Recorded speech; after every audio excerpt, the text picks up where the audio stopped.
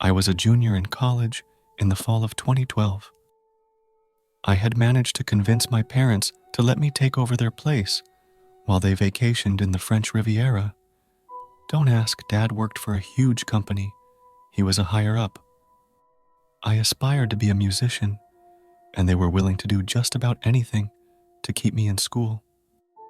I told them if I was going, I wanted to go all the way and at least get my MA, and they had no argument, even offered to foot the bill for school, books, etc. However, I was on my own as far as basic living. They took care of the bills for me, but small things like food, cell phone bills, etc., I still had to come up with cash for. I was normally able to make do playing music, but I was always on the lookout around campus for a good scheme to make some cash. At one point, I saw an ad on one of the campus flyer boards that was offering payment in exchange for participating in a study the psychology department was doing. I'd done some of these before, even chain-smoked cigarettes for a study one of the medical departments was doing. I got $200 a day and free cigarettes. Anyway, I visited the psych building later that day and asked the faculty office secretary about the study and what it entailed. She told me I was only the second one to inquire, so the space was still available. The registration was only open for that day, which was surprising, as they normally kept it open until they had as many people as needed. The statistics faculty worked with the psych department on a lot of the studies, and sometimes the participants numbered in the thousands. This one was different, though. The secretary made a quick phone call and told me to head into Dr. Mazur's office. I'd had Dr. Mazur as a teacher for Intro to Psych, which sucked. Massive class, probably over 100 people in one of the bigger lecture halls, and he was a really monotonous Bueller type of teacher. I walked into his office and shook his hand, then took a seat in front of his desk. He handed me a small stack of papers, which detailed the study. It was pretty vague, but mentioned that I'd be wearing an experimental medical bracelet, as well as a pulse monitor on my wrist, and that the staff would be able to check the status of the pulse one remotely at any time. One paragraph stressed that the study was not meant to be invasive, but people uncomfortable with feeling watched or monitored should probably sit this one out. I'm paraphrasing. This didn't bother me, so I kept reading. Towards the end, before the signature agreement lines, was a paragraph in smaller print. It glossed over what I understood to be participation by the U.S. government in the study as a third-party observer. I asked Dr. Mazur about this, and he explained that the first bracelet, not the pulse one, contained some highly regulated materials, and that they could only do the study with supervision from the proper branches of government. Whatever. I signed. The study was only to last for a week. Dr. Mazur told me to go home and asked for my address and phone number, as the materials had to be delivered later that evening. No big deal. The college already has my address and whatnot anyway, and if I could avoid people seeing me walk around the psych department, not always the best thing to be spotted doing outside of class time, I was down. Around 8 p.m., it was already getting dark, and my doorbell rang with the half-chime, half-grind that resulted from who knows what happening to the old wires in the walls. I opened the door to find two extremely formal-looking guys in navy blue suits. They both flashed badges that I was able to quickly see said, Defense Intelligence Administration. The one on the left, a fairly normal-looking white guy, probably early 50s, asked if they had the right place, and said they were there to deliver the materials for the study. No problem. I welcomed them in. The white guy who spoke first had a shiny brass name badge above his heart that read, Brimfield. The other was obviously Native American. The guy was quite red and extremely tall, probably close to 7 feet, with long jet black hair. He seemed extremely out of regs for a government official, but seeing as I was going to be in the career market in less than a year sporting hair halfway down my back, I saw this as a good sign. His brass read, Running Wolf. Literally, that was his name. They came in, I offered them some coffee, which they accepted, and didn't scoff at the fact that all I had was instant coffee. We sat. I asked them some questions about the study. They explained that the other bracelet, the experimental one, had a new man-made element in it, and they were studying its effects on humans. So far, they said, things have been good. I asked what this was intended to actually do, and they said that the scientists who created it actually weren't yet certain what benefits, if any, this holds, but they are making sure that it is safe for medium to long-term use. About this time, Running Wolf asked to use the bathroom. The only nice one was upstairs, so I pointed him that way. He thanked me and walked upstairs while I chatted with Brimfield. They both seemed friendly and cordial. When you hear of civilian interactions with federal agents, normally it's really intimidating or cold, but these guys seemed like regular guys. They asked about my classes and major. I asked about their work. We're really just glorified secretaries. It's all paperwork. Running Wolf came back from the bathroom, and they said they needed to get going, so I showed them to the door. Before leaving, Wolf reached in his suit coat and pulled out a piece of paper, which he handed to me. A check for $350. I was stunned. He told me, somewhat hushed, that there would be more money coming down the pike if I stuck with the study, so I was totally thrilled. All I had to do was wear some wristbands for a week. Dude. After they left, I went and played drums for a bit, sat on the couch and watched some TV, and generally enjoyed having the house to myself. It was cool that it would be like this for a few months. I headed upstairs, where my bedroom was, around 11 or so. I did my bed up and went to the bathroom to brush my teeth. That was when I saw everything for the first time. There were a few things laid out on my bathroom counter. 2 wristbands in plastic wrappers and a little box.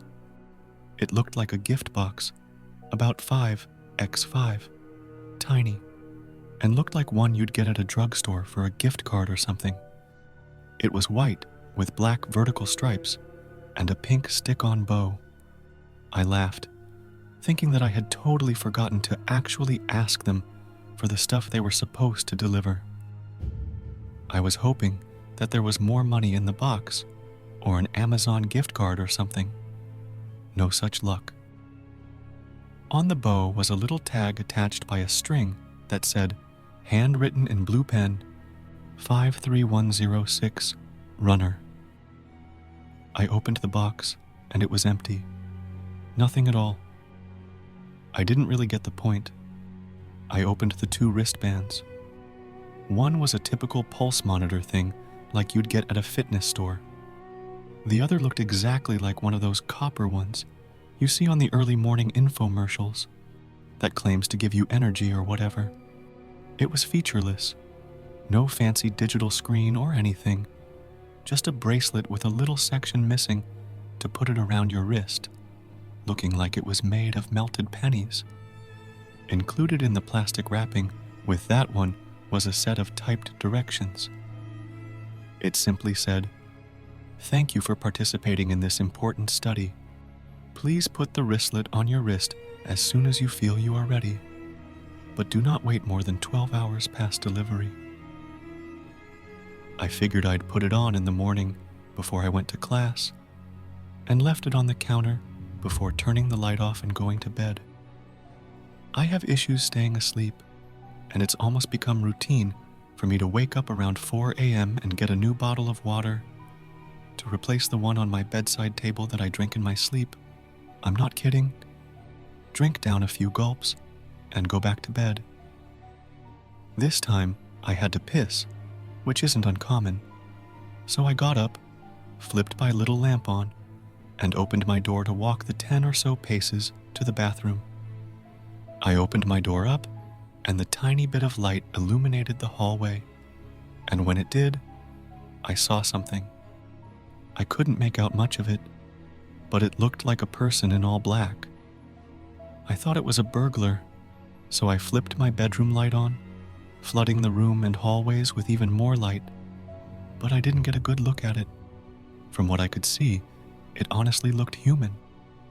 It ran out of the bathroom with very careful precision, though its feet made very light pitter-patters on the carpet as it moved away from the bathroom door and disappeared into the darkness of the loft. I was so tired that I wasn't even sure it was real, but I turned the lights on in the loft, which shone on most of the main living space in the house. The guy was nowhere to be seen, and I figured that it was my sleep-deprived brain working me, since the last thing I'd watched that night was Haunted History on the Bio channel. I always got jumpy watching or reading scary shit at night.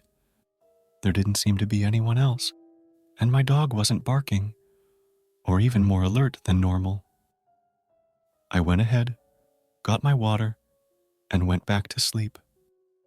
The next morning, I woke up and found the note I'd left for myself to put the wristbands on.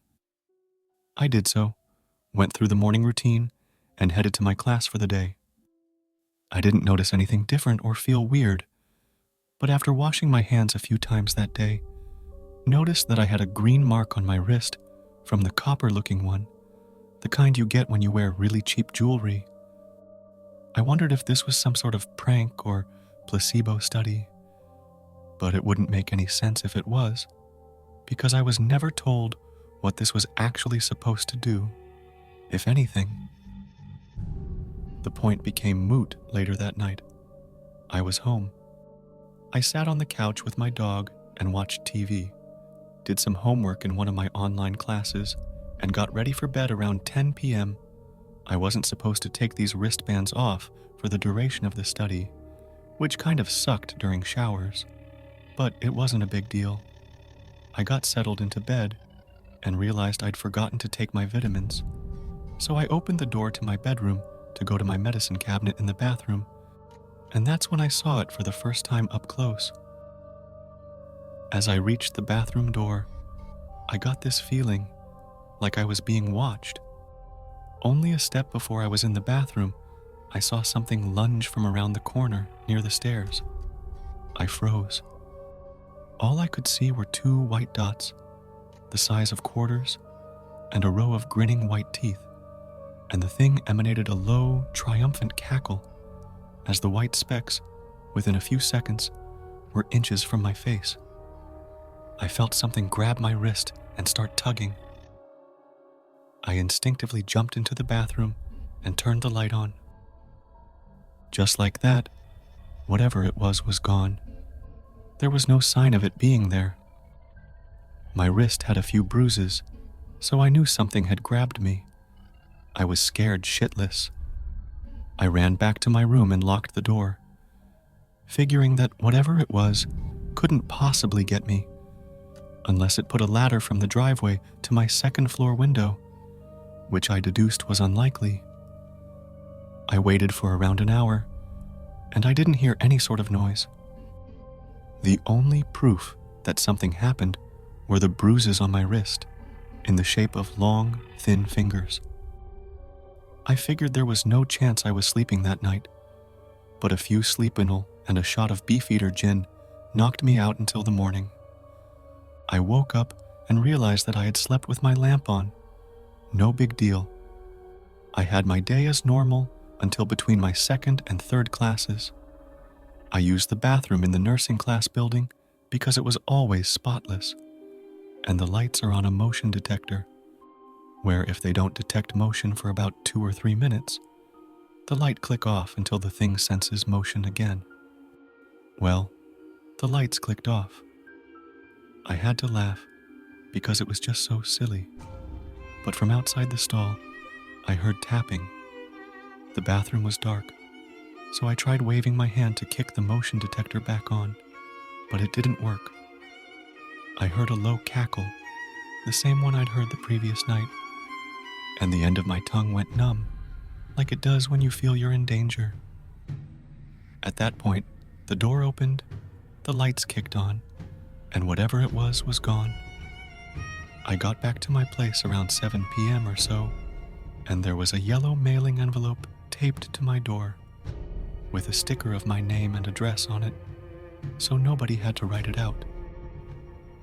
I took it in and snipped it open with some scissors, and in it was a check, this time for $650, along with a note that said, "We are entering the most crucial phase of the study, of which you are an important part. Thank you for your dedication to the project." I found it a little strange that wearing this stuff for a day was so important and valuable to them, but once again, the money was enough to keep me from asking questions. Shortly after, I got a phone call from an extension at the college. I picked up, hoping that the power had gone out and we'd get a day off, but it was someone from the study. They mentioned that my pulse meter had skyrocketed at 4:17 a.m. and about 3:30 p.m. that day, and asked what happened. I wasn't sure how to tell them what I'd seen, so I just told them that I'd been stressed while studying. The person on the phone, a young female judging by her voice, thanked me and hung up quickly. That night, I went through my now typical routine of making a simple dinner, sitting on the couch and watching some TV, doing some homework, and heading to bed between 11 p.m. and midnight. I went to my bedroom, made my bed quickly and carelessly, and went to the bathroom to take my vitamins and brush my teeth.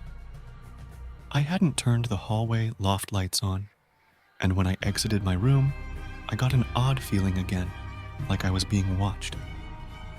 As I approached the bathroom door on the right side of the hallway, a figure lunged through the door of the spare bedroom, directly down the hall at the opposite end, running, sprinting. All I could make out was a black shadow with blank white eyes and a row of grinning white teeth as it darted towards me at superhuman speed, its eyes fixated in mine. The figure was a rough silhouette of a human, but with no visible feet, just overly long, thin legs that ended in rounded stumps. It made almost no noise as it charged me. I screamed, jumped back, and closed my bedroom door. It didn't bang on the door or anything. It was just gone.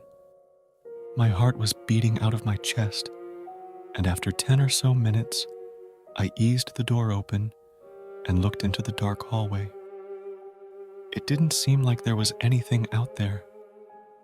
I kept the bedroom light on to illuminate the hallway, and once again, tried to head to the bathroom. Nothing else happened.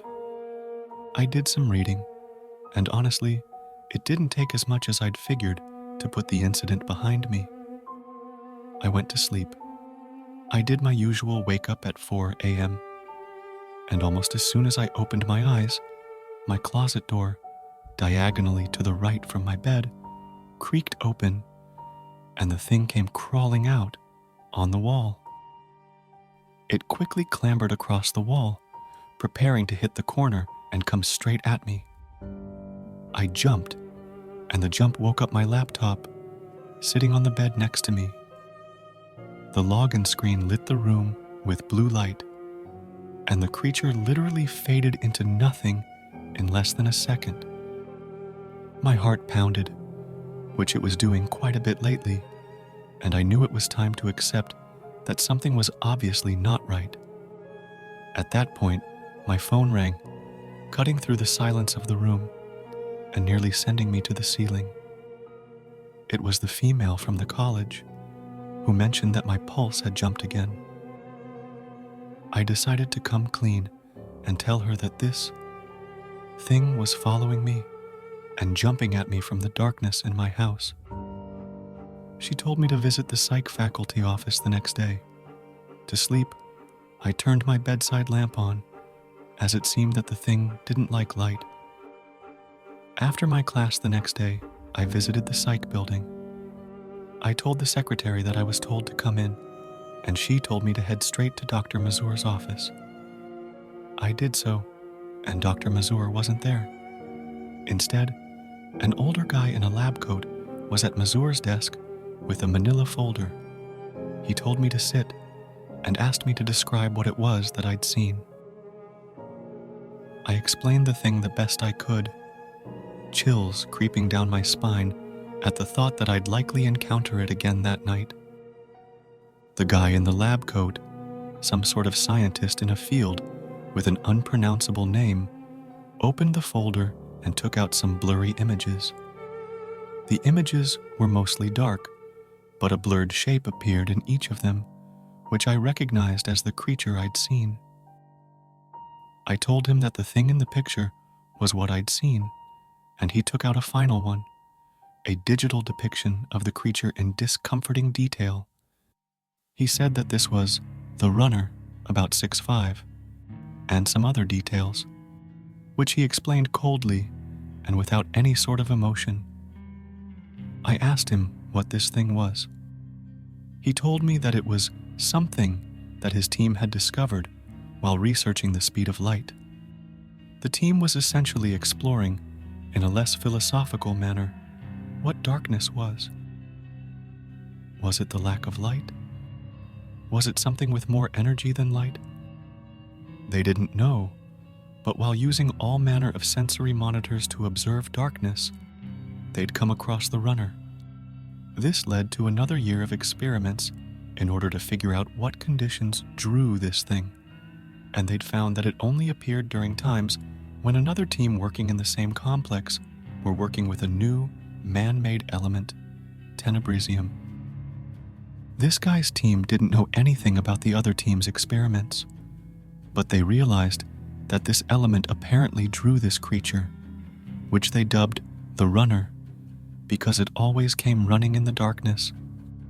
They also, after searching the entire complex, realized that the creature always came running out of an uninhabited, dark area, and always ran in the direction of the element.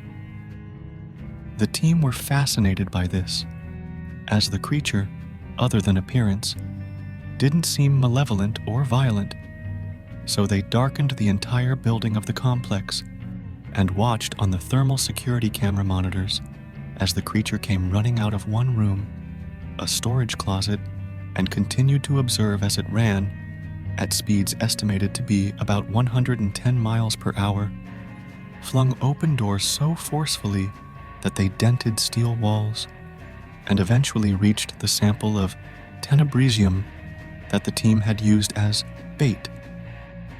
The scientist then clicked on the computer in the office we were in. He said, "You need to see this before you continue with the study."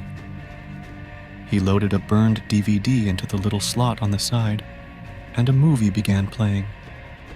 It was from a security camera and showed a mostly empty, hospital-type room with a shiny steel table in the center. The table was totally empty except for a small Tupperware container. About 10 seconds in, the runner showed up. I blinked, and it was standing at the table, its two long arms outstretched slowly, and picked up the container. It shook it a few times before turning and staring directly into the camera. Seeing its face clearly made me sick. Those white, featureless eyes. Its grin, however, was absent, leaving only the two white eyes on an otherwise featureless, angular face. I blinked again, and the face took up the entire screen of the TV before its mouth opened, and it let out a low, distorted scream. I kicked my seat backwards with my feet as the screen went dark. I was stunned. I couldn't speak, and breathed in deep after realized that I'd been holding my breath. The scientist told me that they weren't aware what this thing was capable of. I asked if they knew what it was. He told me that, as far as they knew, it was an interdimensional being that could survive only in darkness. Based on what they'd seen, he said that the creature was essentially always around when it was dark, around everyone, everywhere, though there was only one of them. But being in proximity to the tenebrisium had an effect on the human brain that allowed people to see this creature. I asked if the creature could hurt people. The scientist sighed and disappointedly said, "We don't know. So far it hasn't, but we can't be certain." I wanted out of this study immediately. I took off both bracelets and threw them in the small trash can at the side of the desk. The scientist sighed again before grabbing the wristbands out of the trash and sitting them on the desk. "Mr. Lane," he said, "this is the reason that this study is so lucrative for participants. I will personally see to it that you are compensated to your satisfaction if you will continue to participate for just one more evening." I wasn't sure what this meant, and I was scared. I refused. The scientist grabbed his cell phone and dialed a few numbers, telling whoever was on the other end that I was quitting the study. He mm'd a few times before thanking the other end of the line and hanging up. He opened his folder again and handed me a paper. It was a bill, which threatened expulsion from the college, in addition to legal action if I did not return all of the money I'd been given as part of the study due to premature termination of my participation. Shit. "One more night?" I asked. The scientist nodded. I made it home around 6 p.m., both bracelets on my wrist where they had been. I turned on every light, lamp, and television in the house. I figured I'd have to sleep with the lights on, but that was a small price to pay for keeping my money and keeping the runner away. I watched some TV and did homework until 10 or so, and eventually got up to grab a soda out of the kitchen. As I was walking, my eyes happened to glance out the window, facing the backyard. The runner was there, sprinting from the far end of the backyard towards the house before disappearing near the back doors that entered the basement. The basement. Shit. I forgot about the basement, which was totally dark. The thing was in the basement. I was terrified at first, until I realized that it couldn't leave the dark basement, since the lights were on everywhere else.